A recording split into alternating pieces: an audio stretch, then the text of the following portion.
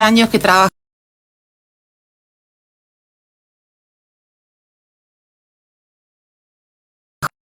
en la fila,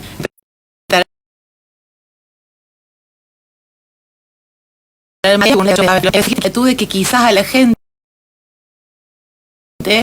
hablar de filosofía o que podía llegar a ser útil, como hay una popularidad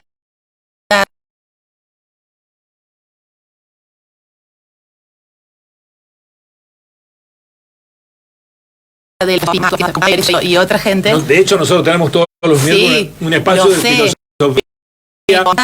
Ya sí, el fin de semana estuve en un meeting ahí, la presentación de un libro de una amiga, y me dijeron que qué bien que iba a venir yo, porque faltaba la pata femenina. Efectivamente, entonces dijeron que el cupo femenino no estaba lleno y que parecía que solamente los hombres hablaban de filosofía. No, tuvimos un tiempo a una filósofa que venía, pero después también obligaciones de la participación. Bueno, otra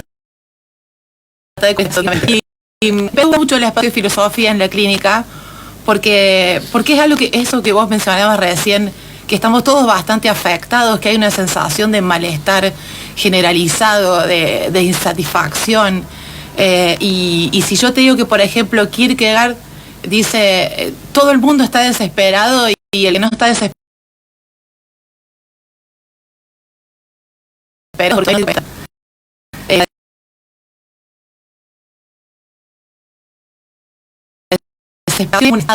el momento que aparecimos en el mundo, y a lo largo del tiempo hemos estado ensayando un montón de estructuras más o menos fijas que nos sostenían en un estado más estable en cuanto a la vida. Cuando yo hablo de estructuras fijas digo instituciones, matrimonio, hijos, las carreras que son deseables, lo que uno debe ser. Eso después de metiendo una perspectiva muy histórica y ya yéndome mucho, después de las dos guerras mundiales aparece como una disolución, digamos, del deber ser, de lo estructuralmente se empieza a diluir y empieza a aparecer la primacía de la libertad y del individuo. Nosotros antes no éramos tan importantes como individuos. Si vos pensás en la Edad Media, o sea, se moría uno, se morían 20, no pasaba nada. ¿Viste? La persona individual no era tan importante. De hecho, ahora las soluciones, ¿por qué nosotros pensamos en un espacio de salud mental y no de cirugía? Porque da la sensación que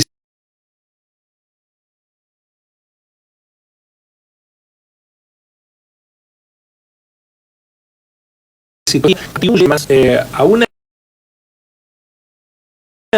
individual. Y a veces individual, es cierto, pero a veces es colectivo. No digo que se lo atribuyan, que tenés razón, pero tiene que ver con este paradigma nuevo que cargó todo el peso de la salud mental en el propio individuo y nada de ese peso en lo comunitario, que antes estaba encarnado en estas estructuras fijas. Yo a veces charlamos con los pacientes, ¿cómo puede ser? No sé, yo veo muchos pacientes deprimidos, muchos pacientes deprimidos. Hay mucha depresión en la sociedad. Y que bueno, tengo una excusa para deprimir. Entonces te decían, ahora se deprimen sin excusa. Claro, ¿qué te pasó? Te decían, ¿qué te pasó? Tenía un negocio y lo cerró, tu mujer te dejó, no sé, te pusieron los cuernos, ¿qué te pasó? La mayoría de todos esos casilleros los tienen bien. Entonces, lo mismo están deprimidos. Lo mismo, la tristeza aparece entonces como si fuera culpa de uno. Porque lo primero que te dice tu amiga, tu amigo, que dicen... Pero con todo lo que tenés. ¿Cómo? Por todo lo que tenés, mirá que te estás quejando, sos un desagradecido. Entonces, en lugar de, cuando cargo toda la responsabilidad del individuo, cuando yo bombardeo con ese tipo de mensajes, tipo de autoayuda, que son superficiales, parecen como cartelitos del Instagram, así, sé vos mismo, aprovecha el día, da todo, hoy es el mejor día para ser vos. Si sucede, conviene. Entonces yo veo que todas esas fórmulas no me están funcionando, en lugar de cuestionar el lugar a donde quiero llegar o desde donde se me está imponiendo, me voy a cuestionar yo. Entonces por eso está bueno pensar, no voy a desmerecer el trabajo de los psicólogos, es más, parte de la implementación de este espacio a partir de la clínica es borrar un poquito ese prejuicio acerca de lo que es una clínica psiquiátrica, una clínica de salud mental, invitar a la gente que se acerque a consultar, que no tenga vergüenza de decir que se siente mal, que no tenga, porque parece como una falla de uno mismo. Y desde la filosofía podemos empatizar un poco más diciendo, como te digo yo, todos estamos desesperados. La angustia es una cuestión constitutiva y no es una falla. Entonces ahí nos hermanamos un poco todos y nos ponemos en la misma vereda. ¿En qué cambia, apelando a su formación filosófica, el presente con el pasado? Porque males ha tenido el mundo atroces a lo largo de toda la existencia. Sí. ¿Qué hay hoy? ¿Una presión adicional en la sociedad por el tener cosas, bienes materiales, por encontrar ser valorado en la sociedad? Esa presión actúa y si no se consiguen esos objetivos, vienen las consecuencias en la salud mental. ¿Está ocurriendo eso? Sí, está ocurriendo. Pienso que lo que yo podría, no sé, diagnosticar así, utilizando muy libremente la palabra, es una gran falta de sentido en las acciones. Entonces, hay por ejemplo, Nietzsche decía, se lo pobre, a Nietzsche aparecen camisetas con cosas que nunca dijo, pero bueno, dijo algo así como: quien tiene un para qué vivir puede soportar casi cualquier cómo. Y Víctor Frankl va a tomar esto y va a decir, digamos que el sentido, el propósito de la vida de uno se mide en su fuerza por la cantidad de displacer que uno puede soportar para llevarlo a cabo. Entonces, ¿qué vendría a ser eso en criollo? Lo que a mí me importe una cosa se mide por la cantidad de garrones que yo me puedo comer para seguirla sosteniendo. Entonces, si yo tengo un sentido de la vida fuerte, no me van a bajonear tanto las cosas que me pasen. Un día más, me vengo abajo, pero... Un propósito, si claro, uno consigue identificar fuerte, el propósito para qué está. Sí, pero ahora no solo hay un desacostumbramiento al displacer, el displacer aparece como una falta.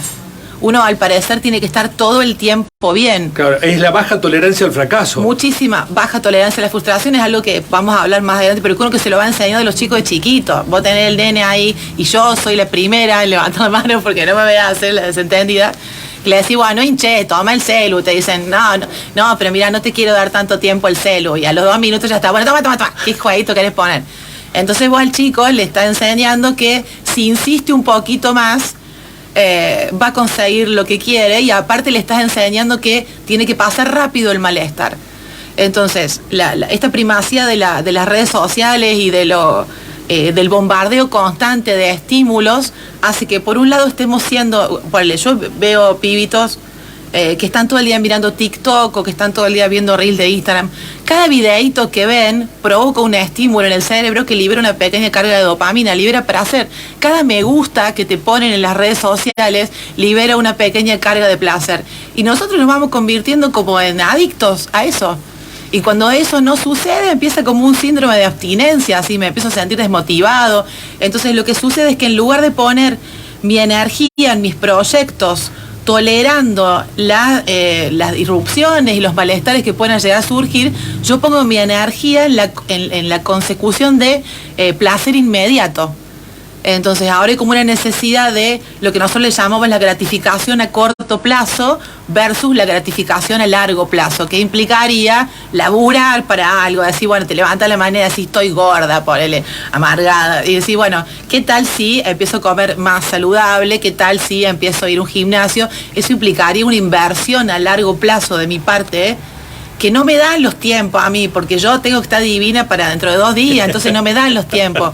¿Qué hago? Voy, me hago entera, me opero, encima después te probó esos filtros que parece Michelle Pfeiffer y te das vuelta y sos cualquier cosa. Entonces eso va agrandando aún más la sensación de que uno es insuficiente. Bueno, eso es lo que yo escucho mucho. Está con nosotros la licenciada Mariana Barrón para contarnos del espacio que cada lunes la Fundación Philippe Pinel va a tener en la mañana, Así son las cosas, sobre salud mental. ¿Qué han pensado como ideas, como contenido? Porque además la clínica tiene distintas estrategias para abordar las enfermedades. Claro, bueno, la clínica es una clínica enorme que espero que iba a decir que todos habrán tenido el gusto de visitar. No, esperemos que no. Todavía por suerte no. Por suerte no. Sí, la clínica tiene lo que es una planta estable de médicos que nosotros tenemos ganas de... la idea es ir interactuando con la realidad, con la actualidad, ver, vos, por ejemplo, cuando charlamos la primera vez que nos encontramos, me comentaste el caso de estas chicas gemelas que se habían suicidado. Son cosas que claro, sí, efectivamente, impactan. Que a veces, ojalá que no tengamos casos para analizar de la realidad, pero evidentemente hay episodios cada vez más difíciles de comprender, digo, desde la llanura nuestra, que no conocemos nada sobre la psique humana. Y está bueno darles detenernos un segundo y darles un espacio, porque en esto que te mencionaba, de esta inmediatez, de esta luz de contenidos permanentes, esa noticia ¿cuánto puede sobrevivir en el imaginario popular? Ya es viejísima. Ya pasó, sí, ya fue. Entonces, si no le damos un espacio a eso, porque quizás además, a lo mejor hay muchísimos chicos como montones. esos que tomaron esa drástica decisión, que están padeciendo problemas, muchas los presiones. Adolescentes son una población muy vulnerable, porque vos pensás que la mente no tiene la capacidad de darle dimensión a una cosa si no es en comparación con otras. No puede saber lo que es bueno y lo que es malo si no lo compara con otras cosas. Es por eso que se da mucho de que vos, un chico que es sacado de una familia abusiva, y vos le decís, y recién cuando sale de ese entorno se da cuenta de lo mal que lo pasaba. Es porque ahí puede comparar. Entonces, en la cabeza de un adolescente, todo lo que le sucede en su corta vida tiene una magnitud inmensa, grandísima. Mucho más que para la vida de una persona, que es mucho más larga y el espacio de comparación es más amplio. Una persona de 50 años que ya le pasaron 1000 cosas, cuando le sucede algo terrible, compara mentalmente las situaciones, sabe en cuáles ha salido adelante y con qué herramientas y las utiliza. Sí puede, digamos. Salud mental, yo venía pensando, digo, ¿qué hago? Tiene una definición de salud mental. Se habla de la salud mental como un estado de bienestar que tiene que ver con un equilibrio entre lo emocional, lo psicológico y lo social. Pero yo te diría que para mí salud mental es flexibilidad. No es no caerse, digamos, sino saber tener cintura. Adaptarse. La salud mental tiene que ver mucho con la adaptación. Para un adolescente lo que le sucede siempre es terrible. El amor que tiene no lo va a volver a sentir nunca más en la vida. La angustia que tiene es la peor angustia que pudo sentir una persona. Y en ese sentido son una población muy vulnerable, muy, muy vulnerable. Bueno, entre las ideas que hemos estado... Ay, sí, no te mencioné la idea de la clínica. Bueno, hay una planta permanente de médicos. La idea es poder irlos invitando si surge la oportunidad, y ya les dije a todos que van a tener que venir para hablar de eso, de ansiedad, de trastornos alimenticios, de todo lo que podamos hablar, pero no de una perspectiva médica también, pero como te digo, muy, muy amplia y más accesible. Podemos empezar por la ansiedad, porque mis hijas me dijeron el fin de semana, papá, vos estás muy ansioso últimamente. Y escuchame a mí, que ya estoy levantada de las 6 más o menos. Entonces, que es una patología que poco se habla, la ansiedad, ¿no? Sí, tenemos lo que es el hospital de día, en el cual nosotros damos talleres de música, de deporte, de eso, y la idea es grabar un micro con los pacientes, en el cual ellos se expresen también sobre lo que quieran. Nosotros no vamos a intervenir ahí. Nosotros en la clínica los temas de la realidad. Los temas de la realidad. Claro, porque decíamos, ¿qué vamos a llamar a un psicótico a hablar sobre psicosis? Yo quiero escucharlo hablando de la vida, de otras cosas. De los políticos. De los políticos. Quiero saber qué piensa sobre la inflación, quiero saber qué piensa sobre los políticos. ¿Por qué tenemos que circunscribir al paciente psiquiátrico a un discurso de la psiquiatría? Entonces nosotros... eso me encantó. Claro, nosotros vamos a hablar de salud mental implicándonos como personas ansiosas, como personas que pasamos por momentos difíciles, y a los pacientes los vamos a hacer hablar de lo que tengan ganas. Bueno, así que eso lo vamos a preparar esta semana. Esa verdad que se ha hecho con un refrán popular, que los chicos y los locos siempre dicen la verdad. Esperemos que sí, porque a mí me dicen cosas lindas. Así que esperemos que sí. Ya me dijeron que era la reina del universo, que me iban a nombrar ministra de Economía, un montón de cosas más. Así que esperemos que sí y que se cumplan. Bueno, pero sí, no sé si siempre dice la verdad, pero no tienen tanto ese filtro social de calcular la expectativa del otro ante lo que van a decir. Entonces simplemente cuando tienen deseo de decir algo, lo dicen y ya, como deberíamos hacer todos. Bueno, va a ser un placer atento, agéndenlo, cada lunes 9:45, más o menos. Más o menos. Sí. Va a estar con nosotros Mariana, que además va a coordinar la visita de profesionales que hablarán sobre el tema, y tendremos estos micros con pacientes psiquiátricos hablando de todo, sobre distintos temas. Al fin de cuentas hablamos nosotros, que damos para la psiquiatría de todos los temas, ¿por qué no? Y descuento para todo el equipo. Somos una manga de locos, ya nos detectaron. Bueno, gracias por la invitación y nos vamos a estar viendo todos los lunes entonces. Muchas gracias, Mariana, gracias. El espacio de la Clínica Philippe Pinel, que cada lunes va a hablar sobre salud mental en la mañana de Así Son las Cosas. Lo que nos pasa individualmente, pero sobre todo lo que nos pasa como sociedad.